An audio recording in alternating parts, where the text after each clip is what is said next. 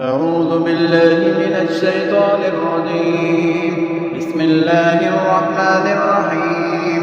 ولا يحسبن الذين كفروا أنما نملي لهم خير لأنفسهم إنما نملي لهم ليزدادوا إثما ولهم عذاب مهين.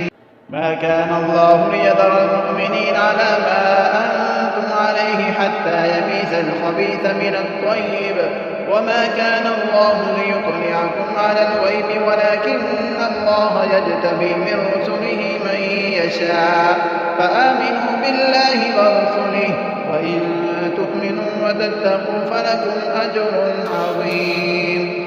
ولا يحسبن الذين يبخلون بما آتاهم الله من فضله هو خيرا لهم بل هو شر لهم فيطوقون ما بخلوا به يوم القيامة ولله ميراث السماوات والأرض والله بما تعملون خبير.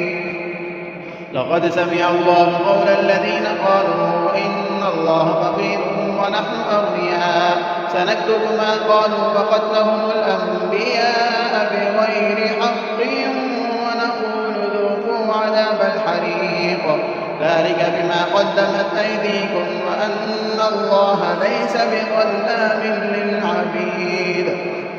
الذين قالوا إن الله عهد إلينا ألا نؤمن لرسول حتى يأتينا بقربان تأكله النار قل قد جاءكم رسل من قبلي بالبينات وبالذي قلتم فلم قتلتموهم إن كنتم صادقين فإن كذبوك فقد كذب رسل من قبلك جاءوا بالبينات والزبر والكتاب المنير كل نفس ذائقة الموت وإنما توفون أجوركم يوم القيامة فمن زحزح عن النار وأدخل الجنة فقد فاز وما الحياة الدنيا إلا متاع الغرور.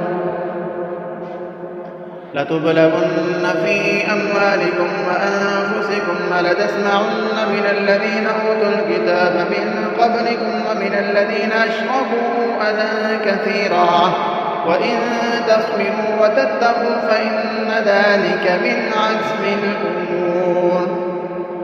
وإذ أخذ الله ميثاق الذين أوتوا الكتاب لتبيننه للناس ولا تكتمونه فنبذوه وراء ظهورهم واشتروا به ثمنا قليلا فبئس ما يشترون.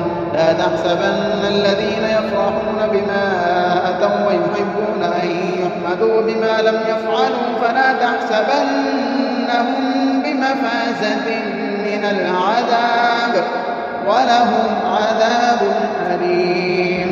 ولله ملك السماوات والأرض والله على كل شيء قدير.